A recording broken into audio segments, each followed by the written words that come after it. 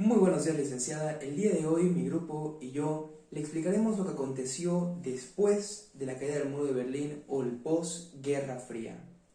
Ya había acontecido el segundo conflicto bélico más grande del mundo, con un conjunto de países que tenían el miedo de que se produzca otro conflicto a través de las grandes potencias del mundo, y con la caída del muro de Berlín se daba el fin a este mundo bipolar y se comenzaría lo que sería el principio de un mundo multipolar. Con ello sucedieron muchos acontecimientos. ¿Cuál es nuestro trabajo en los siguientes minutos? Explicarles a detalle cuáles fueron. La guerra de Yugoslavia. Yugoslavia estaba dominada por un dictador llamado Tito, que fue el que logró mantener la unidad en la antigua Yugoslavia.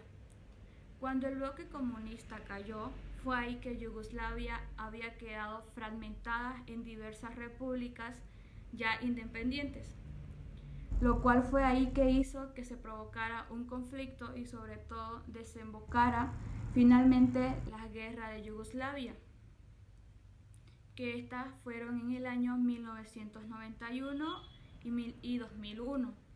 Todas estas guerras, ¿por qué se caracterizaron? Pues se caracterizaron por conflictos étnicos entre serbios, croatas, bosnios y albaneses.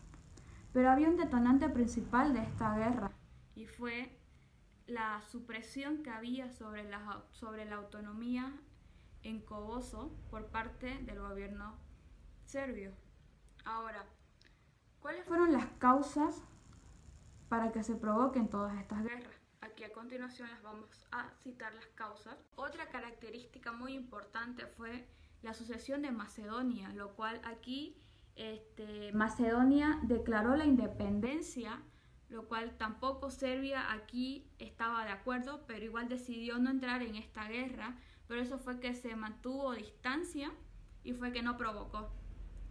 Después hubo en toda guerra también hubieron acuerdos de paz. Hubieron dos acuerdos, que el primero fue en el año 1994, el acuerdo de Washington, respaldado también por los Estados Unidos.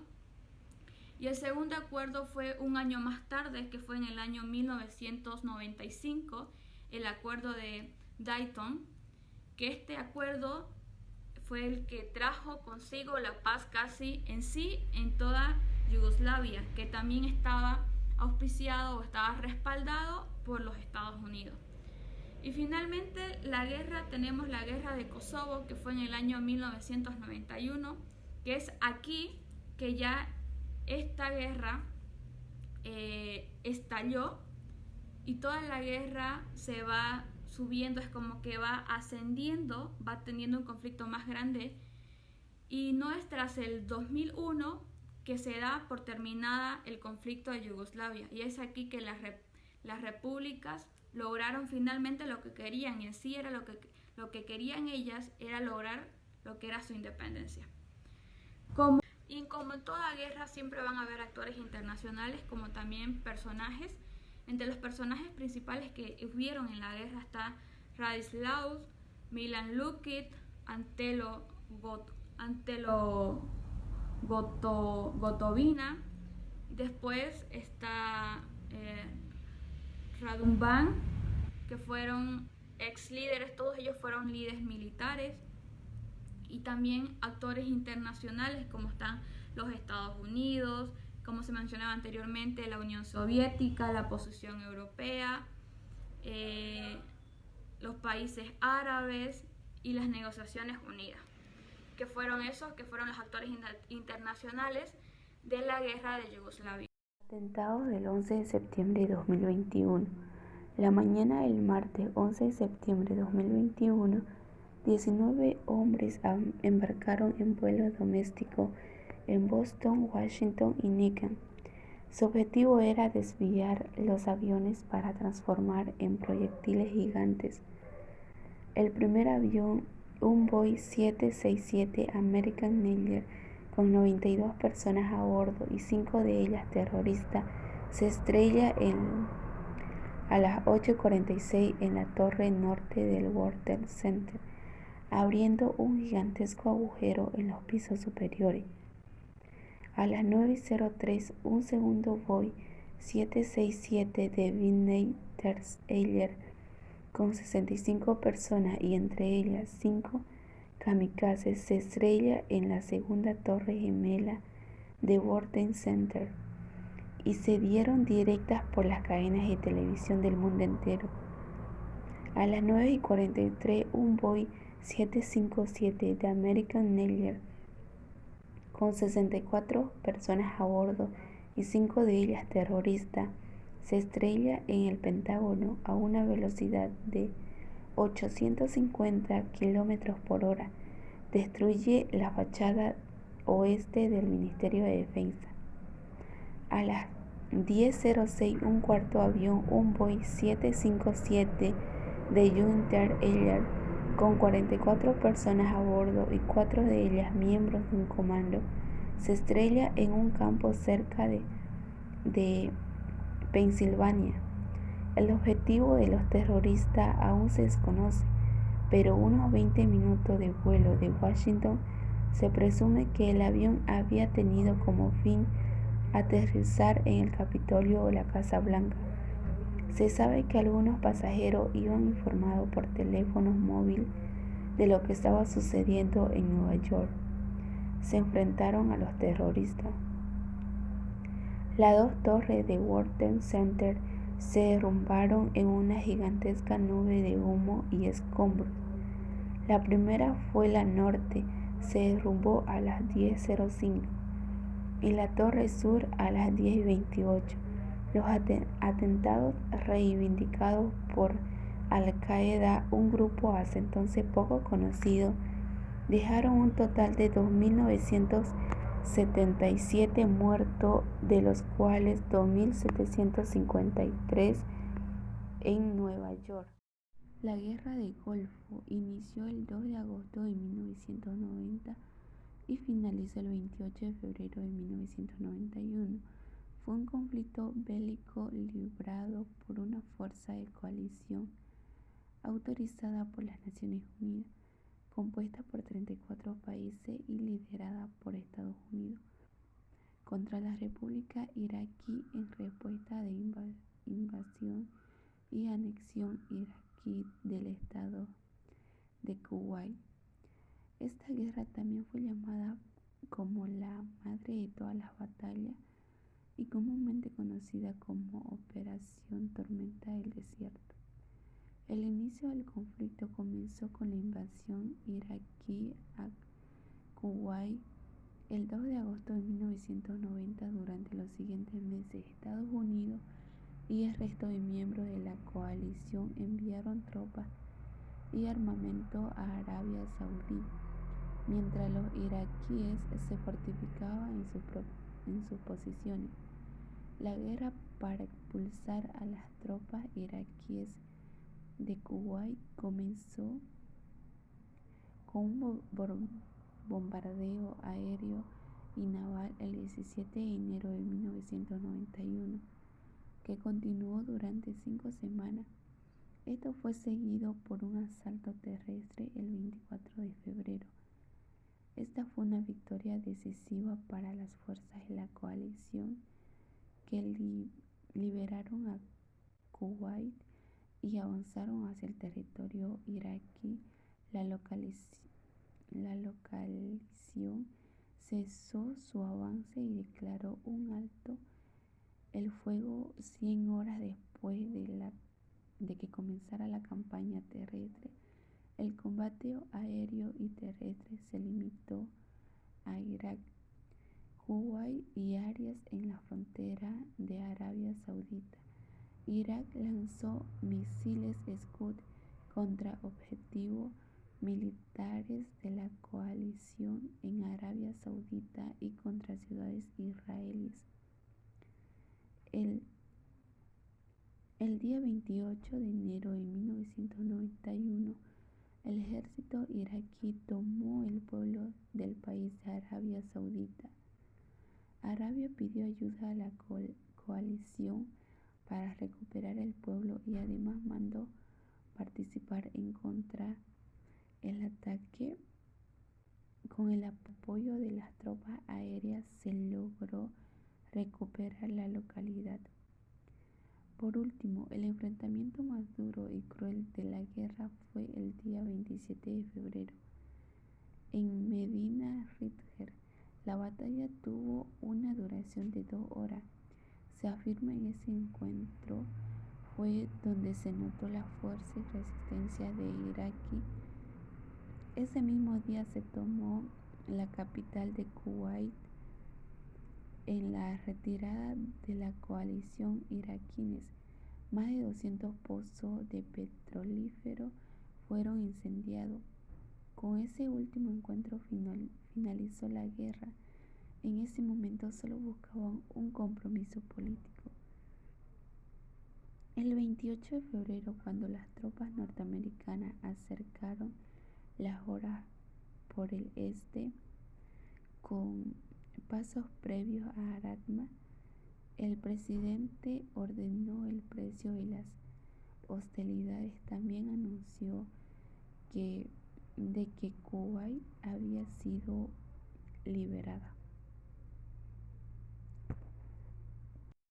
Bueno, vamos a hablar de lo que es conocido como la invasión Irak o como la guerra de Irak. Vamos a decir que este conflicto bélico perteneciente a la época de la posguerra fría y hasta la actualidad se desarrolló en el año 2003 y es donde podemos ver que, por ejemplo, Estados Unidos y una coalición internacional se opone y da un ultimátum al régimen de Saddam Hussein para que éste se retire del poder, y como éste se va a negar, Estados Unidos y la coalición internacional, donde uno de sus principales socios era Gran Bretaña, van a decidir invadir Irak, ¿no? Acá podemos decir que, por ejemplo, este conflicto bélico es representado en algún momento cuando se da la caída de la estatua de Saddam Hussein. Se dice que de este momento, con este gesto, empieza la invasión a Irak. Podemos ver que existe un pretexto, ¿no?, que se ha considerado bien decirlo, en el cual Estados Unidos y la coalición que forman van a tener un discurso en el cual van a decir o van a justificar la invasión a Irak debido a la seguridad internacional. Es decir, van a decir, ellos representan una posibilidad de un atentado al orden internacional y a la seguridad de nuestros países. Es decir, relacionaban al gobierno iraquí con una especie de terrorismo, por ejemplo, ¿no?, la posibilidad de que exista terrorismo en países occidentales, entre otros. Entonces, en base a esto van a tomar la medida de invadirlos. Podemos hablar un poco de las consecuencias que dio esta guerra. Las consecuencias, por ejemplo, como lo relata el Comité Internacional de la Cruz Roja, va a decir que hubo enormes consecuencias humanitarias, en la cual, por ejemplo, los ataques no distinguieron solamente puntos militares, sino que también el ataque occidental en Irak golpeó mucho a la infraestructura civil, dejando a la población en peores condiciones de las que se encontraba antes de la guerra, dejándola con una peor calidad de vida, ¿no? Estas son unas de las consecuencias. Ahora, si pasamos a hablar acerca de los actores internacionales, debemos decir que hubo 3 bloques. Un bloque compuesto por los países que deciden invadir Irak, ¿no?, que por ejemplo estaría liderado, que deciden invadir y que mostraron una posición favorable, ¿no? Aquí se encontraría a la cabeza Estados Unidos, se encuentra Gran Bretaña, se encuentra países como Australia, Honduras, se encuentra Corea del Sur y entre otros. Y ahora, cuando hablamos del segundo bloque, hablamos del país que fue invadido, y este país que fue invadido es Irak, ¿no? El tercer bloque estaría conformado por los países que tuvieron una posición neutral o crítica, pero sin intervenir en el conflicto bélico de forma directa. Aquí se encuentra, por ejemplo, Alemania, se encuentra Francia, se encuentra Rusia y se encuentran los países aledaños a Irak, o sea, países cercanos a la región de donde se desenvolvió el conflicto. Ahora, si hablamos de los personajes internacionales que participaron en ese entonces, podemos encontrar, por ejemplo, a Saddam Hussein, que es el presidente al que le van a pedir el ultimátum y al que le van a decir, si tú no renuncias, vamos a sacarte del poder por la fuerza. Este Saddam Hussein, después el representante occidental que lideró la lucha es George Bush, que es el presidente de Estados Unidos de esa época. Por la parte de Gran Bretaña vamos a ver a Tony Blair. Tony Blair es el primer ministro de ese entonces que también va a apoyar fuertemente y que va a dar tropas, va a dar logística, entre otras cosas, para invadir Irak. Y como un cuarto actor internacional, como un cuarto personaje, perdón, podemos ver a José de Aznar, que era el presidente de España de ese entonces. Este presidente va a decidir también apoyarse, se lo va a ver presente en conferencias dando respaldo a este bloque que decide invadir Irak.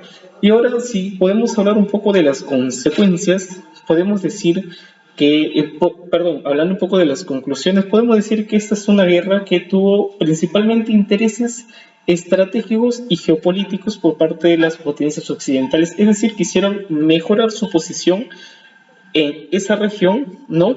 Y por lo tanto tomaron la decisión de invadirlos. Mas Saddam Hussein nunca representó una amenaza real. ¿Por qué? Porque esto es demostrado, por ejemplo, que la invasión fue tremendamente rápida. La resistencia que puso el gobierno iraquí no fue fuerte. ¿Por qué? Porque era un gobierno que a través de los años había sido castigado con sanciones económicas, había sido aislado de posibles aliados que lo respalden en momentos críticos como este. Entonces no representaba ninguna amenaza internacional, sino que el motivo fue realmente la hegemonía y los intereses estratégicos de las potencias dominantes. Y con esto ya estaríamos terminando lo que es la guerra de Irak o la invasión de Irak en el 2003.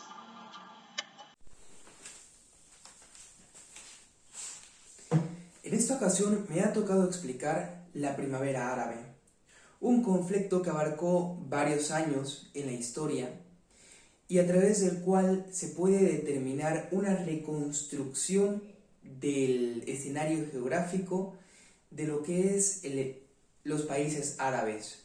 Pero ¿cómo comenzó todo esto? Fue en el año 2010 cuando se realizó la decomisión de los insumos de venta de un mercader de Túnez en aquel sector de los países árabes, por lo cual esta persona en señal de protesta se inmula en una plaza, lo que genera una gran revuelta en las personas que se encuentran a su alrededor. Empiezan a reclamar por sus derechos, empiezan a pedir que se destituya al entonces mandatario de Túnez, un trabajo que tras 2 meses de grandes protestas lo logran realizar. Es entonces que el mandatario Ben Ali es derrocado 2 meses después y sale del gobierno por todas estas revueltas. Pero todo esto no terminaría ahí. Un país vecino, un 25 de enero del 2011, empezaría a aplicar medidas similares a lo que había aplicado Túnez contra el propio mandatario de Egipto. Bueno, comienzan las revueltas, el mandatario no se queda de manos cruzadas, sino que empieza a cortar las comunicaciones, empieza a cortar el internet, pero aún así es derrocado y accede al mando después del 10 de febrero del 2011 Mohamed El Baradel con unas elecciones democráticas en Egipto. Otro de los casos más relevantes dentro de la Primavera Árabe es lo que ocurrió en Libia. Bueno, ya guiado de lo que había ocurrido en Túnez y lo que había ocurrido en Egipto, comienzan a manifestarse contra el mandatario y dictador Muammar Gaddafi. Este mandatario y dictador, como lo dice su propio nombre, no haría actos leves, sino que contra una agrupación que se denominaba las Fuerzas de Liberación de Libia, empezó a ocupar al gobierno militar de este país, generando lo que sería una fuerza y una guerra civil entre la población. Todo esto provocó muchos decesos de vida, fue algo que no resultó como las otras revoluciones con pocos decesos de vida, sino que hubo un gran sacrificio por detrás y el 20 de octubre del 2011 este mandatario es derrocado y ese mismo día se acabó la guerra civil que se había generado en Libia.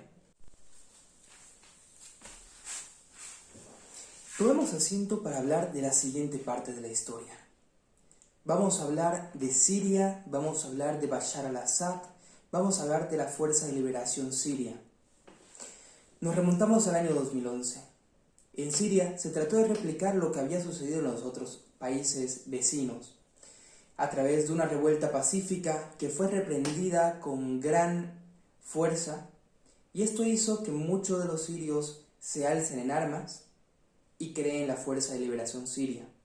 Esta Fuerza de Liberación Siria sería respondida con más fuerza por parte del personaje que tenemos aquí a mi izquierda, que es Bashar al-Assad. Una guerra que, una vez comenzada, hasta el momento no ha encontrado un final concreto en la historia, puesto que ambas partes son financiadas por otros países y esto da pie a que siga continuidad todo este conflicto bélico que se está desarrollando en aquel sector arábico. Dando continuidad a los hechos anteriormente mencionados, el siguiente hito histórico que nos vendría a llegar a tocar vendría a ser la pandemia de COVID-19. Nos remontamos al año 2019, unos cuantos años atrás, finales de año y principios del 2020. Llegaría un virus de parte de una de las ciudades chinas, Wuhan, que empezaría a propagarse primero por Europa, primero por Asia, luego por Europa y luego llegaría a América. Hasta el momento lleva cerca de 150 millones de infectados y 3 millones de vidas perdidas. Desde un principio empezó a propagarse por aquellos sectores cercanos a esta ciudad, como ser China, luego pasándose a los sectores europeos, entre los cuales los mayores afectados eran España, Italia y Francia. Una vez se empezó a conocer la problemática mundial, empezaron a tomarse medidas para poder subsanar todos esos problemas que estaban llegando. Es cuando los gobiernos empiezan a tomar la cuarentena rígida para sus habitantes, algunos incluso llegando a toques de queda, resguardados por los propios oficiales de gobierno o oficiales de policía de cada país. Todo esto vendría una época de mucha controversia, los organismos internacionales empezarían a entrar en acción y a finales del año 2020, el 11 de octubre, se daría la primera vacuna por parte de los rusos. A partir de este momento, otros laboratorios empezarían a sacar vacunas, como ser AstraZeneca, como ser Johnson & Johnson, que es una de las últimas que ha empezado a salir, o las vacunas de Oxford, y otras droguerías más empezarían a buscar una solución farmacéutica para el problema del COVID-19.